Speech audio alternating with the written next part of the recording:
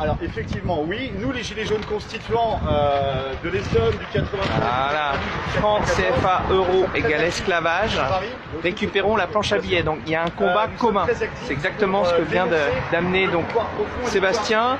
Les discussions ont lieu avec les employés, avec les passants, vous voyez. Donc Sébastien, je reviens à toi. Donc c'est juste pour montrer la banderole, franc CFA euro égale esclavage, récupérons la planche à billets. C'est-à-dire il y a un combat commun entre le franc CFA contre le franc CFA, mais aussi contre l'euro, qui est le point dénominateur commun, la servitude monétaire. Exactement, mais revenons d'abord sur la question du franc CFA, pour les gens qui ne connaissent pas cette question. Il faut savoir qu'aujourd'hui, on a 14 pays africains qui sont sous tutelle financière du Trésor public français.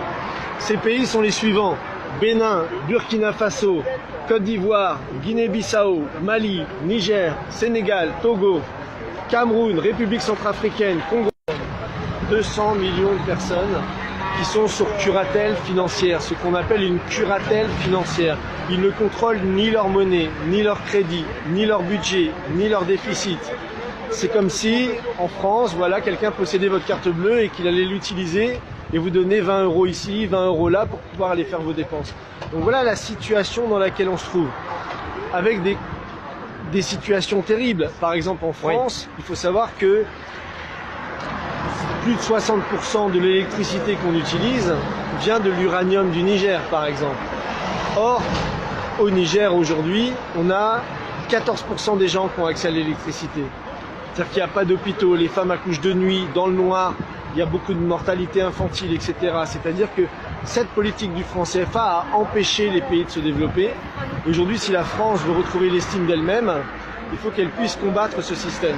Et il en va que les Français et les Africains, il y a beaucoup de la jeunesse africaine est en train de se lever contre le franc CFA, mais elle a besoin de la jeunesse française qui, elle, souvent n'est pas au courant de ceci de faire vos dépenses. Donc voilà la situation dans laquelle on se trouve. Avec des situations terribles. Par exemple en France, il faut savoir que plus de 60% de l'électricité qu'on utilise vient de l'uranium du Niger, par exemple. Or, au Niger aujourd'hui, on a 14% des gens qui ont accès à l'électricité. C'est-à-dire qu'il n'y a pas d'hôpitaux, les femmes accouchent de nuit, dans le noir, il y a beaucoup de mortalité infantile, etc. C'est-à-dire que cette politique du franc CFA a empêché les pays de se développer. Aujourd'hui, si la France veut retrouver l'estime d'elle-même, il faut qu'elle puisse combattre ce système. Et il en va que les Français et les Africains, il y a beaucoup de la jeunesse africaine est en train de se lever contre le franc CFA, mais elle a besoin de la jeunesse française qui, elle, souvent n'est pas au courant de ce système. Ça, c'est important. Voilà, la jeunesse française qui non seulement doit aider pour des questions d'ordre simplement de justice, de libérer ces pays-là de la curatelle financière, et comme tu le disais Yannick aussi, de se libérer nous-mêmes de la curatelle de l'euro. On a un ennemi commun, l'État profond, l'oligarchie financière. Elle n'a pas de frontières, elle est mondialiste, elle est aussi bien présente en Afrique que chez nous en Europe. Exactement, d'ailleurs, ce que dénonçait Tshilhang Pouemi sur le franc CFA, ça vaut aujourd'hui pour l'euro. Son existence à l'euro ou au franc CFA dépouille les États de leur souveraineté monétaire.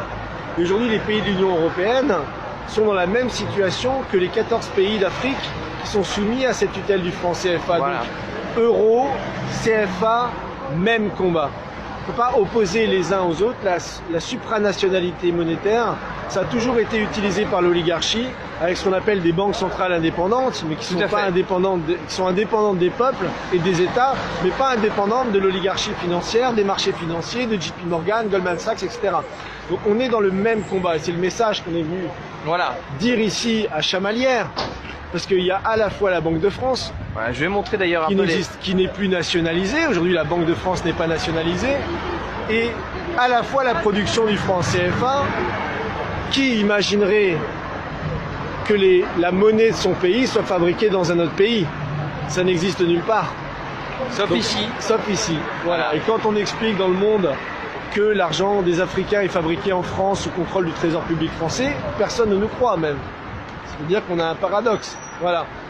Donc,